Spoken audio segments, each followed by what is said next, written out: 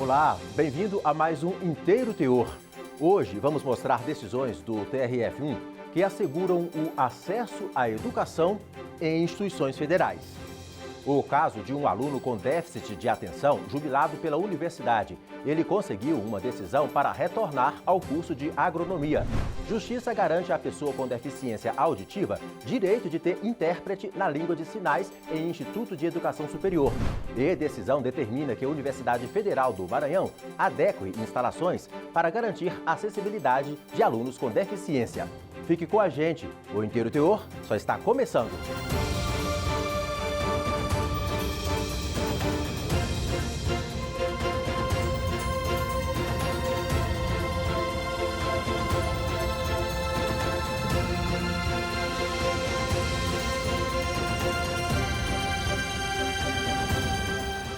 Problemas de aprendizagem, dificuldade crônica em se concentrar, insucesso acadêmico, agressividade. Esses fatores podem estar associados a uma perturbação no neurodesenvolvimento, o déficit de atenção e hiperatividade, o TDAH. Apesar de tratar-se de um problema de saúde pública, assumir um diagnóstico do TDAH ainda carrega um estigma. E quando a discriminação parte de um órgão do poder público, muitas vezes, a justiça precisa intervir para garantir a superação do preconceito. Um transtorno caracterizado por falta de atenção, agitação e impulsividade. O chamado TDAH atinge cerca de 5% das crianças no mundo. A hiperatividade é o sintoma mais visível na população infantil. É uma doença do neurodesenvolvimento.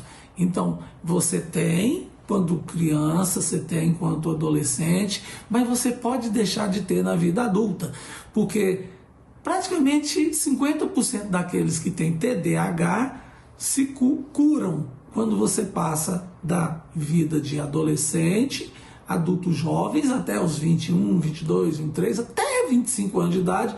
Quando você muda para a vida adulta, você pode deixar de ter. Então, metade deixa de ter, metade continua tendo. Então, essa metade que continua tendo, nós vamos ter que usar a medicação adequada para que ela continue aproveitando toda a capacidade física e mental que ela tem para poder fazer as suas atividades. Nos adultos diagnosticados com o transtorno do déficit de atenção com hiperatividade, a falta do tratamento adequado pode levar à distração, esquecimentos e desorganização, que podem prejudicar de forma significativa a vida pessoal e também profissional. Ele é um tratamento em que envolve o psiquiatra e o psicólogo, no sentido de que você possa fazer a medicação e a psicoterapia, mas envolve também outros profissionais em alguns casos, como às vezes tem de envolver o fonoaudiólogo, tem que envolver o pedagogo, tem que envolver o orientador educacional, se nós estivermos falando de crianças, adolescentes e adultos jovens. E no adulto já maduro, você pode ter que envolver, a depender de cada caso, também o assistente social. Portanto, é um tratamento multiprofissional, você tem que fazer especificamente para aquela pessoa. O transtorno, que já foi considerado por muitos somente como falta de atenção do indivíduo, vem ganhando o devido reconhecimento. E isso inclui o direito à educação inclusiva, até mesmo no ensino superior. Os alunos que possuam esta ou qualquer outra condição especial de ensino, de aprendizagem, eles estão resguardados e podem invocar o que prevê a própria Constituição Federal no artigo 206, quando ela assegura o acesso à educação. E principalmente o que prevê a lei brasileira de inclusão da pessoa com deficiência, que é a Lei 13.146 de 2015, aonde resta assegurado que seja proporcionado a estas pessoas meios de acessibilidade e de garantia de um processo de aprendizagem justo e dentro das suas condições particulares. Natália é advogada de um aluno da Universidade Federal de Lavras, em Minas Gerais, que apesar do diagnóstico de déficit de atenção, foi desligado da instituição por causa do baixo rendimento. Mas na Justiça ele teve assegurado o direito de continuar estudando. A 6ª turma do TRF da Primeira Região declarou a ilegalidade do ato de desligamento por entender que a universidade, apesar de reconhecer que o estudante é uma pessoa com deficiência, não proporcionou as adaptações necessárias à sua permanência no curso de agronomia. Para o colegiado, desligar o estudante sem executar o plano de desenvolvimento individual do aluno na educação inclusiva, a fim de eliminar as barreiras que o impedem de aprender, representou uma violação ao seu direito fundamental à educação.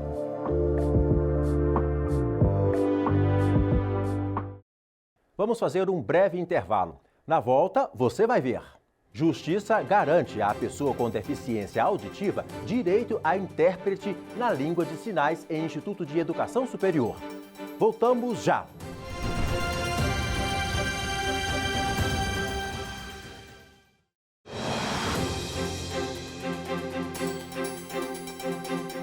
Está na lei. As instituições federais de ensino devem garantir às pessoas surdas acesso à comunicação, à informação e à educação. Isso vale para os processos seletivos e para as atividades curriculares desenvolvidas desde a educação infantil até a superior. Mas, quando isso não é assegurado, a solução pode ser procurar a justiça. Foi o que fez uma aluna do Instituto Federal de Brasília. Ela ganhou, inclusive, o direito à indenização por danos morais. Larissa tem deficiência auditiva e sempre precisou de intérpretes na língua de sinais Libras para compreender o conteúdo durante a sua trajetória escolar. E até o fim do ensino médio teve esse suporte necessário. Mas, para surpresa dela, na faculdade, não foi disponibilizado nenhum profissional para que ela pudesse acompanhar a aula.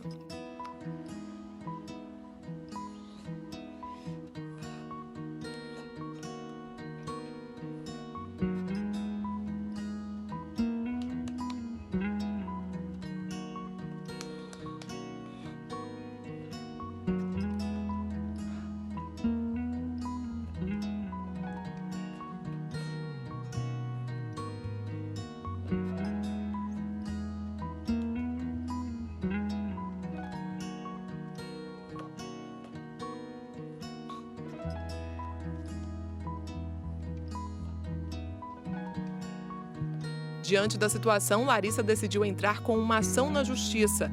A advogada dela explica quais foram os argumentos utilizados no processo. Tanto a Constituição quanto a lei brasileira de inclusão, o Estatuto da Pessoa com Deficiência, são normas claras que garantem, inclusive por meio do Estado, a educação à pessoa com deficiência. O Estado ele tem a obrigação de garantir à pessoa com deficiência a mesma oportunidade de acessibilidade à educação. Já em primeira instância, Larissa garantiu o direito e conseguiu acompanhar o curso de Tecnologia em Gestão Pública com intérprete. O caso veio parar aqui no Tribunal Regional Federal da Primeira Região e a 5ª turma entendeu que, de fato, houve falha por parte do Instituto Federal de Brasília em não fornecer à aluna intérprete habilitada em Libras, mesmo após receber requerimentos e reclamações da estudante. O colegiado destacou que houve evidente violação ao princípio da dignidade da pessoa humana e do direito fundamental à educação. Os magistrados citaram ainda que, além de a Constituição garantir o acesso da pessoa com deficiência mediante atendimento especializado, o decreto número 5.626 de 2005 traz a previsão do intérprete de Libras em sala de aula e a portaria do MEC 3.284 de 2003 também colabora neste sentido. O tribunal determinou ainda o pagamento de indenização por danos materiais e morais. Outro estudante com deficiência auditiva da mesma instituição, o Felipe, também teve seu direito a um intérprete garantido pelo TRF1.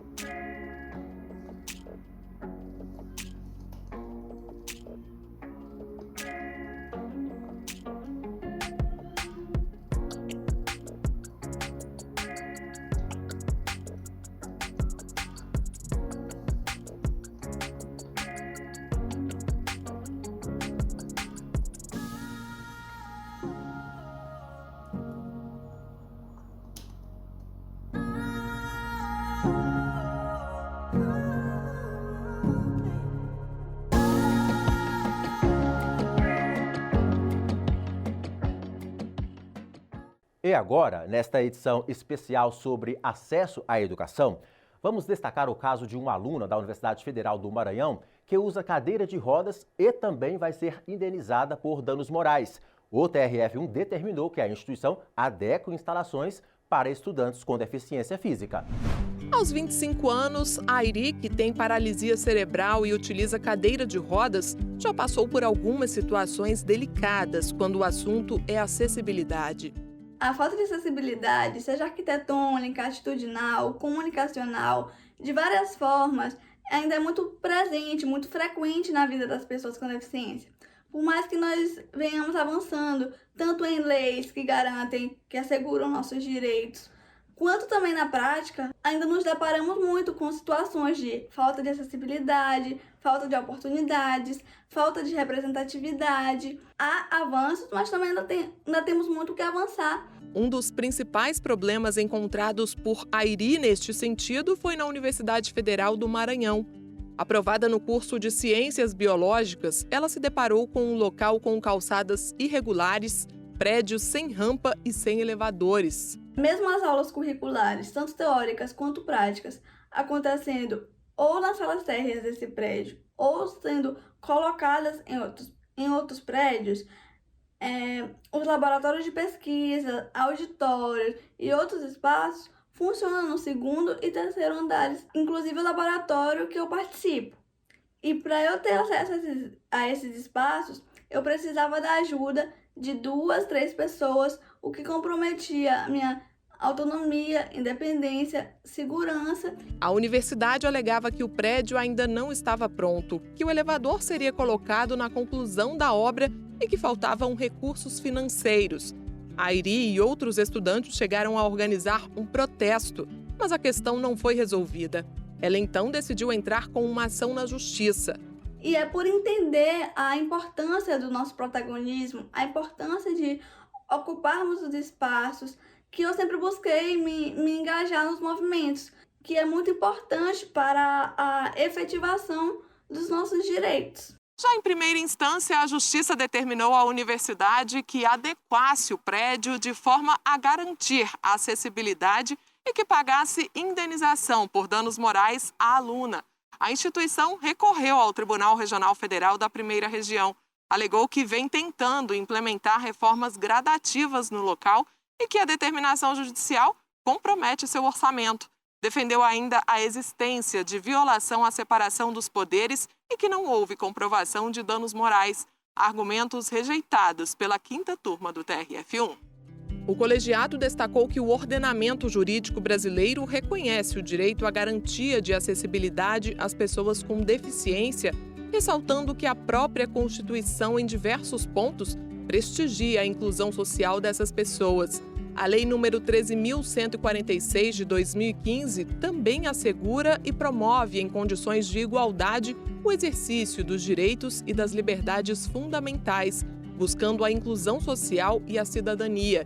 Os magistrados citaram ainda a Lei 10.098 de 2000, que trata do acesso inclusivo aos edifícios públicos ou de uso coletivo.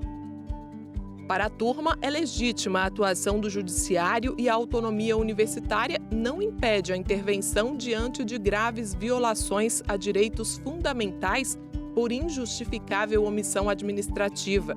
Ficou provado no processo que a autora da ação teve frustrada a expectativa gerada para a vida acadêmica diante dos problemas enfrentados e foi exposta a situações constrangedoras, como a de ser carregada por outros alunos para ter acesso ao espaço acadêmico, sendo devida, portanto, a indenização por danos morais. Considero a decisão judicial muito importante para que outras pessoas que utilizem esse espaço não tenham que passar pelas situações constrangedoras, pelo desrespeito que eu passei durante os anos de graduação.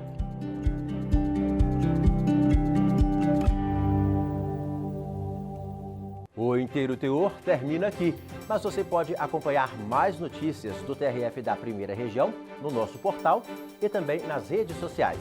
Nos encontramos no próximo programa. Tchau!